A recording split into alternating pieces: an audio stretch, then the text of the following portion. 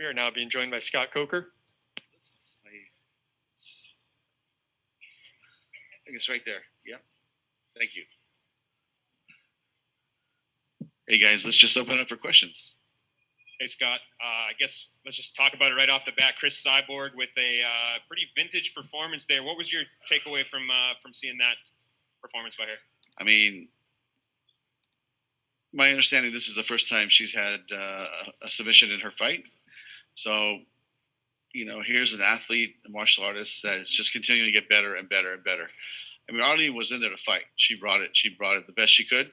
But man, too much speed, too much power, too many combinations. I mean, it was a rough night for Arlene. And Cyborg is Cyborg. She is the greatest female fighter, in the history of MMA, in my opinion. So I'll just leave it at that. And I guess, where do you think she goes from here? She was leaving her options pretty open. She said if you were open to it, boxing something she wants to check off the bucket list at some point. What do you think? Do you think she should take on another contender first, or go to boxing? Well, there's a couple. I mean, we have some girls that can fight her, obviously, still. And, Kat Zingano is somebody that pops in my mind. Maybe another fight or two. Then we can put that fight together.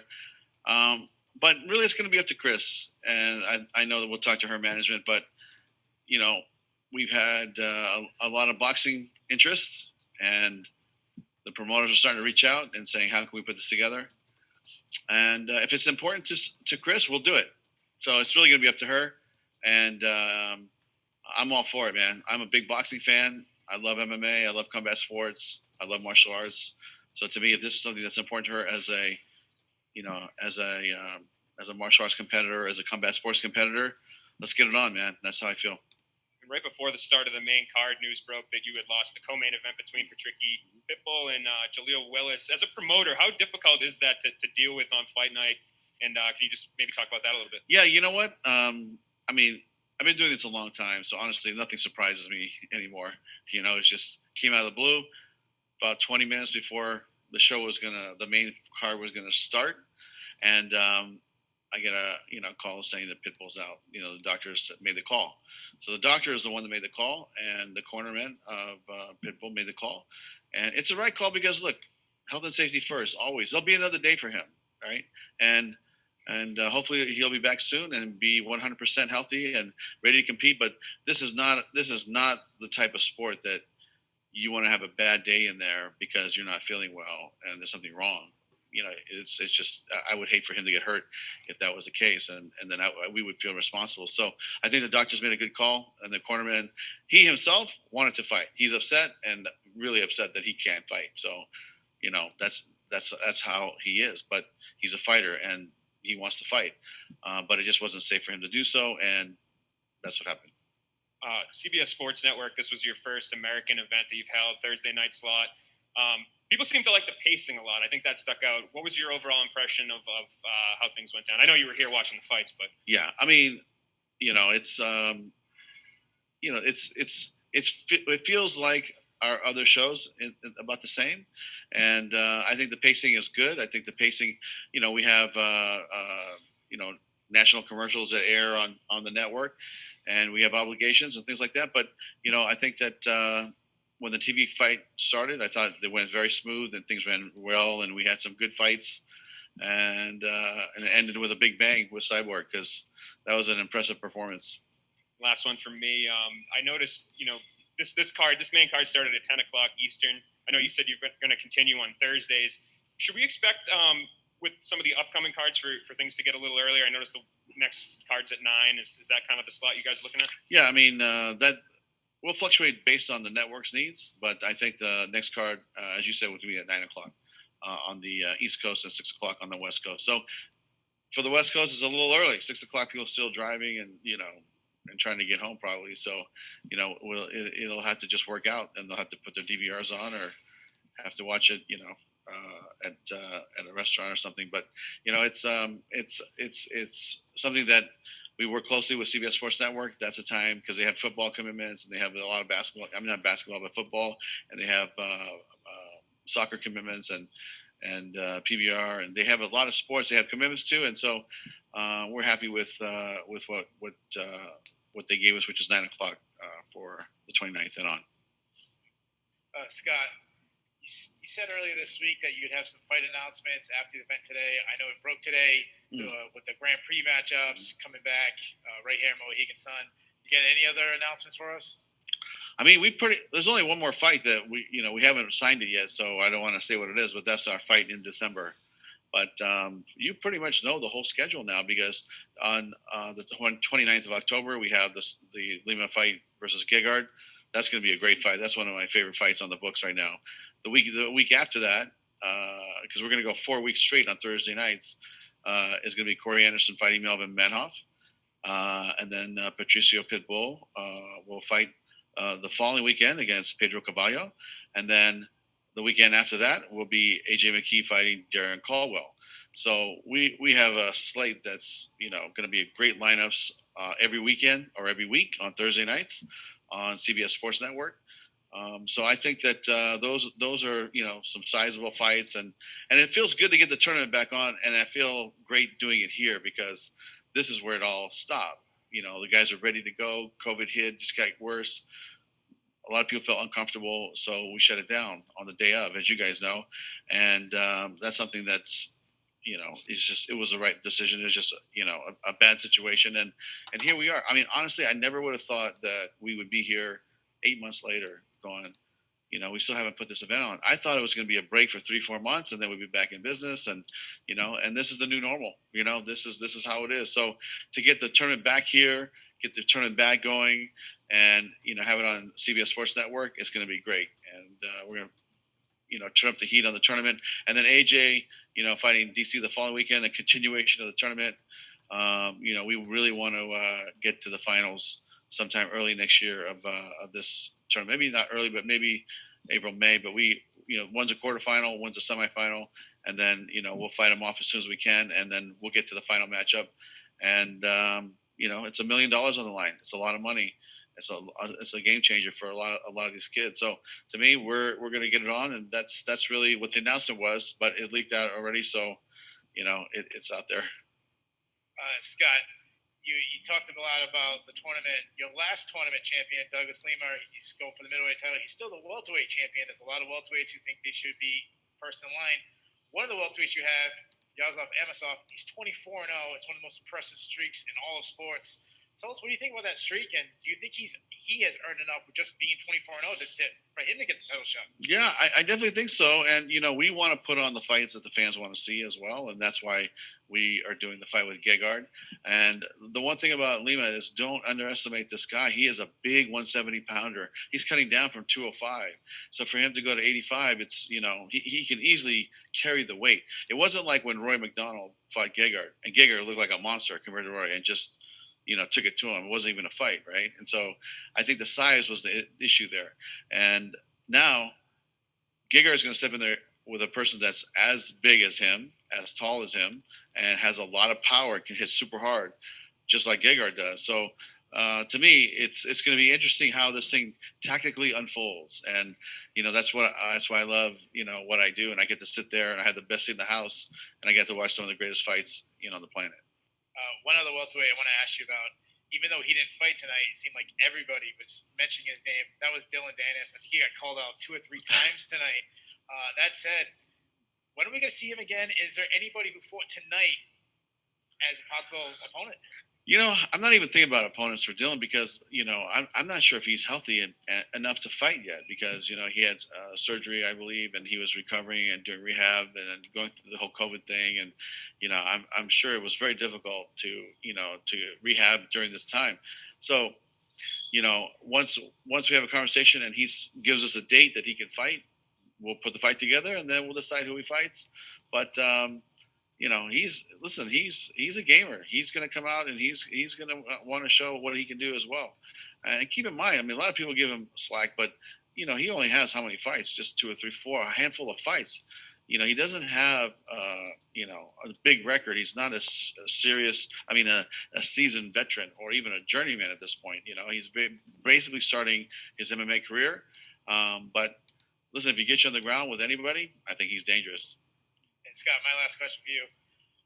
You just mentioned a seasoned vet, one of the most seasoned, decorated biggest stars in the history of Bellator. Recently left, Michael Chandler. He joined the UFC.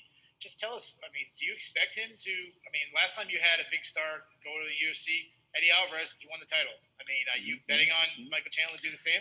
I'll tell you, Michael is somebody that it was a tough decision, but it was just a business decision at this point, and like I explained earlier, it's like a general manager of a sports team, right? Do you invest in these guys coming up, or do you invest in the seasoned veteran? I mean, I think that we've invested heavily in our 135 weight class, right? And I think we have the best 135 weight class in the planet based on the results. We invested in our 205 division, right? Corey Anderson, has already beaten the two guys that are fighting for the title over there. So we have the best 205-pound weight class in the world, and I believe now we have the best 135. So basically, is where do you put your funds? And so, Michael was not our champion. Pitbull's our champion, and Pitbull's going to be in this tournament for the next set of time. And so Michael would have just been kind of lingering, and that's one of the decisions of why we said, okay, well, maybe it's time to separate on a business level. But on a personal level, like I hope he does well, and there's a lot of tough guys in that weight class over there. And I'll keep my fingers crossed for him that he has great fights over there. My first question, Higo looked strong as ever tonight, but he did miss weight. He said that the weight miss could have been like coronavirus related. So how much will this weight miss affect his future matchmaking, and what's your thoughts on it? Yeah, you know what? I mean, that's unfortunate, right? Because you should make weight. It happens in the sport from time to time. Some people miss weight, and we'll monitor it. But I think I'm not sure if this has happened before with him. And I think he's fought in a couple weight classes for us. I mean, he's gone back. I know he fought Pico one time, and so he's gone back and forth. So I think he should identify a weight that he's really comfortable at, and then he should stick to that, and he should make weight. We'll be monitoring it, but right now I don't think there's a problem. I just think this is an isolated situation. Second, you've had a slew of major signings recently. Is this something that we could see as a new normal? There's a lot more in the pipeline, and do you think this is a testament of how great your divisions that you're building are, especially the bantamweight? Yeah, you know what? Like I said, we have the best bantamweight division in the world right now, to me, hands down. And we have so much depth in that division. Easily we could throw a tournament if we wanted to. We have great matchups. But I always said we have to build from the ground up. And I think that's something we're very good at. And we talked about star identification, star builders, building the new crop of fighters. And I think we have something really good to work with in the 135-pound weight class. Giancarlo. Hi, Scott. You brought up there about Patricio and competing in this Grand Prix. Where does that leave your lightweight division, though? Does he intend on defending the lightweight title in the future, remain in that weight class, or is there something where you're going to have to make another interim title or another contender? I'll tell you, that's something we're going to have to sit down and talk to him about, because this was not meant to be an extended period of time how it's lasted. So to me, we've kind of been extended more than maybe we would like to. And a lot of it has to do with COVID. Listen, I feel very lucky just to be here with you guys, and we'll feel lucky to be hosting these fights. And, if we were in Paris this week instead of last week, we probably would be getting shut down right now because of all the COVID that's happening in Europe right now. So listen, we're operational, we're in business, and we're moving forward, and it feels good to do that. So that's why the tournament has been suspended or prolonged for such a long time. In saying that, we're going to fight these guys as fast as we can, which means that we have the fight in November. If they're ready to go in January, maybe we pick it up again in January and have the finals in March or April, something like that, and then we could decide from there. I did hear a rumor that he might give up the belt for his brother to get a shot at it. So, unfortunately, he didn't fight tonight, so it's hard to assess where we go. But we are in the process of building our 155-pound weight class, and you'll see a lot of the guys that we've signed in that weight class, and you'll see them starting to get busy here before the end of the year. And in the meantime, we'll talk to Pitbull and see what he wants to do. And final one for me, Cyborg was bringing up Amanda Nunez rematch, and of course, Dana White hasn't really been open as much as doing a cross promotion fight. Have you ever had something in the past where maybe the discussion was brought up about a potential fight with a Bellator fighter, UFC fighter, or is that just not like a realistic option for her right now? I mean, it has not been their business model to do that, so I'm not sure, what their thought is, but I don't think that they are, open to do that. So the only way that happens is if Amanda Nunez becomes a free agent one day, then and she's completely free, then give us a call. That's how I think this fight happens. And believe me, Cyborg would love that fight. She would love to avenge that matchup. I feel like when we talk about it, she's like, I would love that fight. So to me, hey, we'll do it in 2 months if they want to do it, but I just don't think that they're going to do it. So to me, when she's a free agent one day, then we can put that fight together. Jay? Thanks very much, Scott. Good show tonight. I guess one of the downsides was losing Patricky, but if there's a silver lining, I'd say it's Steve Mowry. Improved to 8-0. Do you feel it's time for him to maybe level up in terms of competition? Yeah, definitely. I mean, I thought he did well. He seemed very calm. Was controlling the pace, and threw some good shots. And it's a big guy, so I think that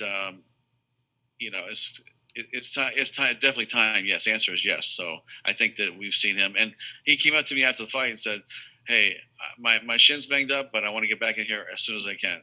Like he wants to fight. He wants to just keep fighting. So as soon as he's healed up, we'll get him back in the cage. Looking forward to that. Looking forward to the Grand Prix, which you've talked about a little. One thing I want to confirm is that they are no longer DAZN exclusives. Is that going to be the case moving forward? Is the era of the DAZN exclusive over? No, you know what? Actually, we're just waiting to see what they want to do and when they get back. I mean, they have some issues with Canelo trying to work out. I don't think they've scheduled anything with Triple G. We have nothing scheduled right now, but we're hoping that we can get back on the books and get something going and get this tournament back on the zone like it was. But in the meantime, the show must go on. So we're going to have it on CBS Sports Network, and that's what you're going to see in November is the continuation of the tournament. And then if the zone starts re-engaging, then we can, continue the tournament there and do some more great fights. We did some great fights for the zone, and we're just waiting to see what they want to do. We'll take a couple more here. Donna? Hey, Scott, a couple questions for you, if that's all right. One is to do with Chris Cyborg and this boxing match that they've talked about. Could you tell me the extent of the discussions you've had with Eddie Hearn with regards to her fighting Katie Taylor? Because it seems to me like we would have a real huge pay-per-view on our hands if maybe Katie Taylor goes and beats Amanda Serrano, and in the meantime Chris Cyborg beats Kat Zingano. We could have the female Mayweather-McGregor on our hands if that happens. Yeah, I will say this. There is dialogue between Eddie Hearn and myself. And I said that I'll hit him up after this show's over. So we'll continue talking. And again, it's going to be up to Chris what she wants to do. I know, she's like, it's up to us, but really it's up to her and her management and to see which way they want to head. If they want to continue fighting MMA, because she's training MMA right now. And listen, to me, the caveat is going to be this. If they want to fight, and this might be a deal breaker on some levels, but part of me feels like this. When I saw the McGregor fight against Mayweather, I felt like, McGregor is not a boxer. He's an MMA fighter. Does he do boxing? Yes. But is he at the level of Mayweather? No. So to me, I felt like that fight worked out the way it did. But Mayweather should have fought Conor in MMA as part of the reciprocation of that. I do not think Eddie Hearn's going to give you that. Well, then we'll have to work it out. But, it depends on what Cyborg wants to do. If Eddie Hearn, wants to see who's the best female combat star and capability, then, maybe he should think about it. My other one was to do with Pedro Carvalho fighting Patricio Pitbull. Are you envisaging having any problems getting him to the Mohegan Sun Arena for that fight? I understand that things are really heating up in Europe, and particularly here in Ireland. We've had record cases today for COVID-19. Travel, I'm sure, will become a problem in the next sort of month and a half between now and that fight. Do you think there will be any problems coming into that? Here's what I tell everybody is, when you guys are training in Europe, you guys have to have your own bubble. Test yourself. And, like I told Gegard's management today, he has some training partners. Make sure that these training partners live in a bubble and that he trains, he's training at his house now to make sure he doesn't, get COVID. So there is something to be said about that. Is like, it's a real thing and they don't want to get sick. Nobody wants to get sick. And so, he'll be tested before he gets here and then we'll test them twice when they're here. But I would tell all those guys, Carvalho, and I would tell, hey, go and pick a few people that you want to train with and kind of enter into your own little bubble because you're going to need that protection because you don't know what's, listen, when we were in Paris, I think that we had double the cases in Paris for COVID than we've had here in all of our fights put together. That's how hot it is over there. So we got out just in time. And so it's a very serious thing. And I heard that in the UK and in Ireland, it's heating up. And, I just urge the fighters, keep testing yourself, enter into your own bubble. Don't let people come in and out. And that way you'll feel, secure that you'll make it to the fight. Getting them in is not going to be the problem because they got to show up at the airport with a COVID test, right? A negative COVID test. And getting here, we'll have all the documentation, but just for their safety and the ability to fight when you're here is please enter the bubble and don't let people come in and out of your bubble. Final question, Mark. Thanks, Scott. You just announced that Grand Prix, but is the women's flyweight Grand Prix still something that you're thinking about? Because you just signed quite a few new flyweights in the division. So is that something you may consider maybe late this year or early next? Yeah, you're talking about the 125-pound female division? Correct. Yes. That's something that I feel like should happen. Will it happen next? It hasn't been 100% decided, but it definitely has my support. It's something that I'll talk to the networks. I'll talk to my team. But I feel like that's a division we have a lot of great talent.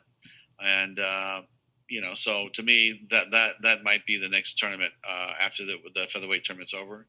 Or we might go to bantamweights. I mean, look how many great 135-pounders we have now. I mean, it's another deep division. So with signing Magomedov and putting him in there with, the Archuletas and the Patrick Mixes and, and maybe we invite Horiguchi to come fight from Japan.